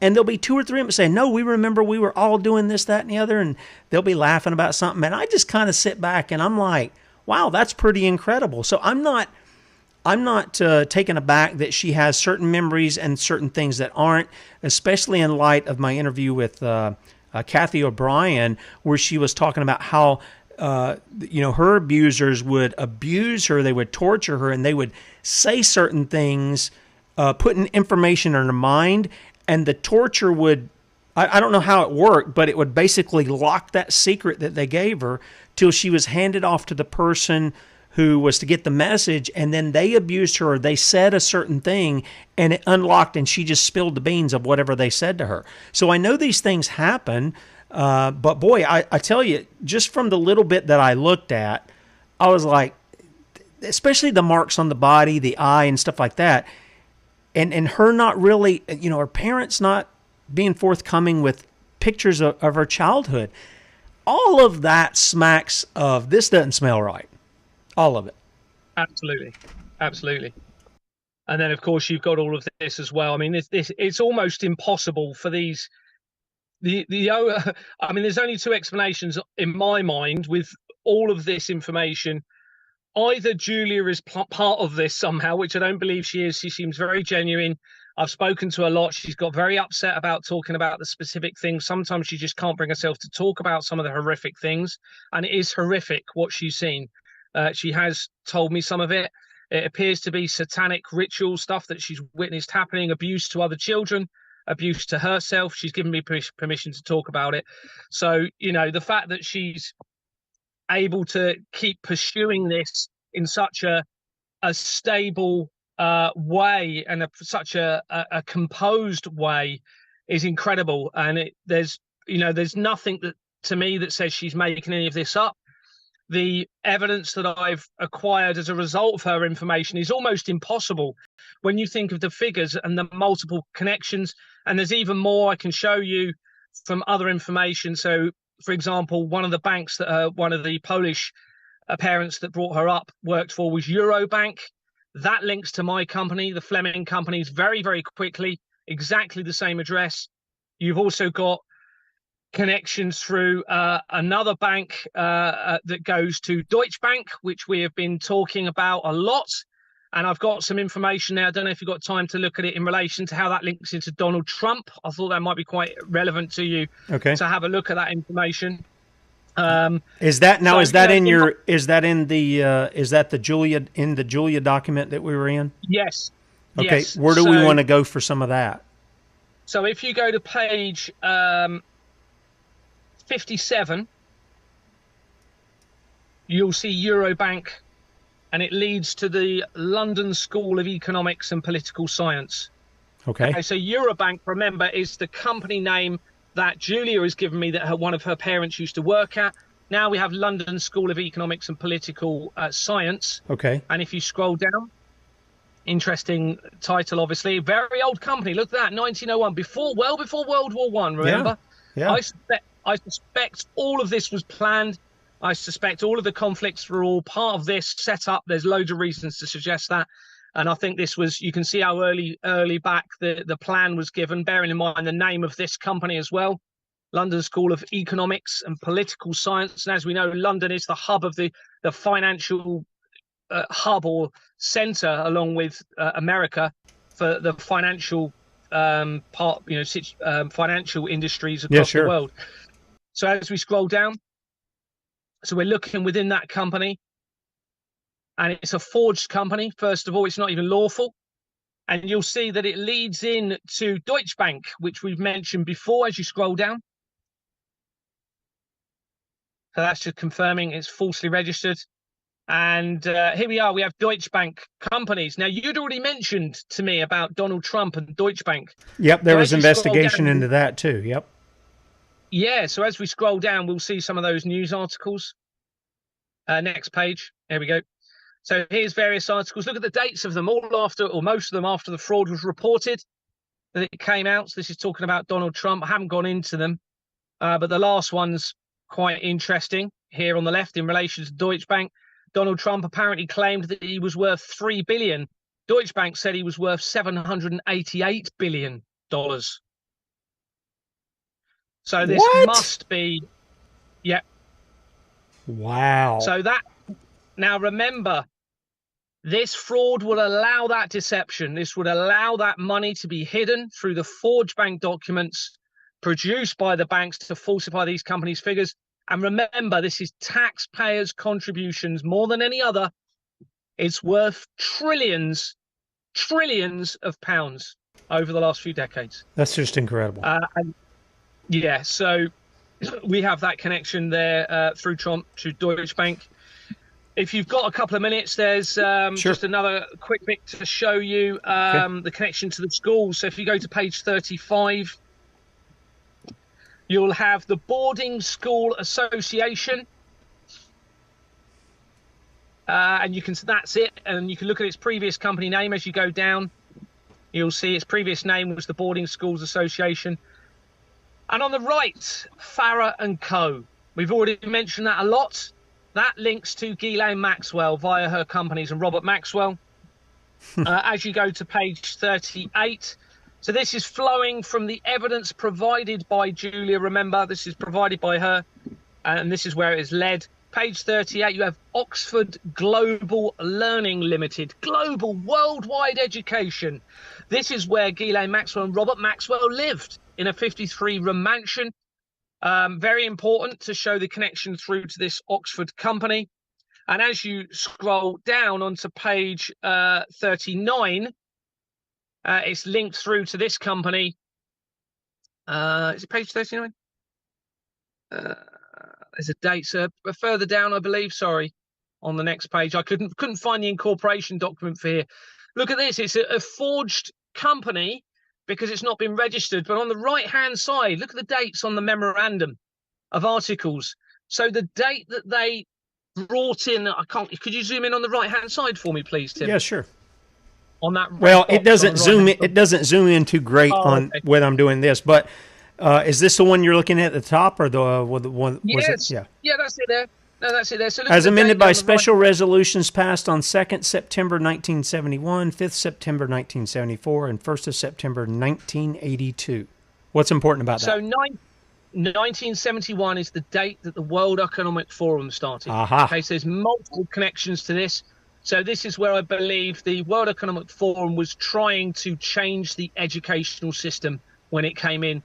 Probably to sexualize children within schools, to fit the narrative of reducing the age of sexual consent, and to fit the child trafficking, the pornography, degrading pornography and paedophile content that is consuming the world. And I believe that's a big part to do with the World Economic Forum. Yeah, and we also see the Department of Education come into play here in the States in 1979. Just before Reagan came into office, and he was talking about it being unconstitutional, but he wouldn't put an end to it. In fact, he signed the documents to have Soviet-style education here in the United States, which is against our Constitution because the federal government has no say-so about writing legislation or funding anything regarding education. So they've usurped that authority here in the States. Right. Wow. On the next page, you'll see a surname of Harmon, I believe. It's not Harriet. Is it a family relative? We have to consider it could be. Remember, we've mentioned Harriet Harman, connected to the paedophile information exchange via the National Council for Civil Liberties, a company that she was involved with. And St. Piran's School on the left has also featured in my research. And that, from my recollection, links to Tony Blair's wife's company called the Sherry Blair Foundation. Interesting. Wow. One more thing, I suppose, if you have the last little thing, page 54. Okay. And as you scroll down, you should see, where is it? Page 54, Group 4 Security. Do you remember the reason I told you I left the police? I think I told you this. It was Theresa May had reduced the police numbers in the UK by 20,000. And evidence links from her husband, Philip May, and the chief constable for the Metropolitan Police at the time, who was Jack Condon, I believe his name was. He was linked through Companies House to Group 4 Security. So I suspect they were pumping tax contributions through Group 4 Security doing private contracts. They didn't think they were going to need the police as much. They could defraud the general public through Group 4 Security. They reduced the police numbers by 20,000. That's one of the reasons I left the police. in 2018 because we just couldn't do the job anymore. And now, no surprise, we are being overrun by crime with all of this. Yeah. Yeah, and I think that's what they want to happen, Gary. They want to throw everything into chaos, because what is it? I mean, we have it on the back of our dollar bills over here in the States. Order out of chaos. They want what is it? I forget, Nova Seclura, whatever. It's the New World Order. That's what they want. They want a world without God. They want a world without the law. They want a world that's lawless. They want to make their own laws. They want to be God themselves, and they want us to be their slaves. I mean, I could read several things. Some people would just be blown away with especially some of the Talmud followers, as to what they think about anybody who isn't a quote, what they call a Jew, the goy, and what they want to do with the people, and people would be blown away by it. But they think it's all conspiracy theory. It's not. There's no reality to this. People are just making up stuff. You're just going after people. And yet, Gary, if you ever thought that in your life, you certainly don't think that now, do you? You think there's a real conspiracy, eh? I can't. I mean, it's blatant. It's so blatant. It can't be ignored. With all of this evidence, and this is why they're panicking. This is why they're dissolving companies. This is why they're setting fires, it appears, trying to destroy evidence of adrenochrome factories in the UK. They're in serious trouble. They are in serious trouble. Thank goodness they are. We've just got to hope that they go the right way and grow some moral integrity and some moral conscience, instead of trying to live a life of lies and sin and deceit and abuse and murder and fraud and corruption, because they're going to be their own undoing. Ultimately, they're going to lose everything, aren't they, on the scale of things, more than anyone else. Oh, absolutely. I absolutely agree. Gary, here's what I want to do. Let's close up the show. If you can, just boil things down, if you want to exhort the audience in any way. And I want to encourage people, look, take the video. If you've got a channel out there, if you've got a social media, download the video. It's not hard to download Rumble videos. There's a little thing, just put in download Rumble videos, and there's little things online. You just grab the URL, put it in there, download it. Please don't change anything in it, to edit anything out, but take it, upload it to your social media, stick it, on your video platform, YouTube, wherever you can put it, and get it out to people. Let's get people talking about these things. And put some pressure on. I'm surprised, Gary, that the Portugal police are not willing to hear what Julia has to say, since they were from day one questioning. They were looking with a kind of that crooked eye that my son gives me. He raises his eyebrow and he makes this face. Anyway, they're kind of looking at the parents like that from day one. So why wouldn't they take up Julia's claims and take them serious enough to take the evidence that they have, which they have, because they say that they checked the blood and they did a DNA test. They know it's Madeleine. So what's the big deal? Why can't she get that tested? That shouldn't be a hard thing. And that should either put her mind at ease that she's not Madeleine McCann. And also, if she is, then there's opportunity for them to actually close the case and say, this girl's alive. Now we need to find out, how did she get from this family to this family? And that's where I think they're going to find that why the stories are the way they are, because they're involved in it. I just don't see any other way. Everything in that documentary I watched from Richard Hall, everything tells me that the couple's in on it. And so is this Dr. Payne. I mean, that's what it sounds like. That's what it sounds like to me. But I'll give you the final word on that. Yeah, well, first of all, I've got evidence that the Portuguese Chamber of Commerce has been corrupted by this fraud. Okay, so first of all, and remember, we're talking about businesses. We're talking about incorporations. This is what all of these problems around the world are related to. They're going to end up tripping themselves up. The Portuguese will do that because they're implicated in it as well through their Chamber of Commerce. I've got the evidence of that. Of course, there's a lot of there's a huge motive not to identify Julia as Madeleine, because it will stop the ability to defraud the general public through the investigation, first of all. Secondly, it will expose not only the international government fraud through these incorporations, but it will link what I believe is a satanic occult system at the heart of this, because Julia has evidence of that occult system through witnessing it firsthand. Plus, she can make connections to very key individuals in relation to that. Via the company system, it links through to the royal family. So they risk exposing the royal family to satanic ritual abuse and child trafficking and abuse. The legal system is corrupted. The legal system is controlled by the crown. So they would literally be exposing themselves and putting themselves all away if they actually identify Julia as Madeleine McCann. Now, unfortunately, the forensic archives are also corrupted by this. So I'm surprised they haven't actually said they've taken a DNA sample and somehow corrupted that evidential process to say that it wasn't her, even if it was. But they've chosen to avoid that. So maybe that's their karma preventing them from having to go into that position of lying. If they do say it's her, it opens a whole can of worms for the whole world, and they know that. Okay. All right. Gary Waterman. Wow, man. I mean, all this stuff is just kind of, you're just uncovering all this stuff. It's got to be mind-boggling when you uncover these things. But I'm so glad that Kate turned us on together. We could bring you on. I know a lot of people have really appreciated the information you've given. Now the issue is what the people are to do with it.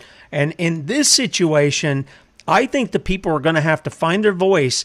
And no matter if they're censored online, they're going to have to start going away from online. This is what I'm seeing more and more. They're going to have to start going face to face. They're going to have to start talking to people in the open, at the water cooler, in the lunch line, whatever the case may be. They're going to have to start talking this up and getting this out to people, sending it in emails even, getting away from the social media in any way that they can. So again, I want to encourage people, you can take this video, and you can download it. You can re-upload it wherever you want to.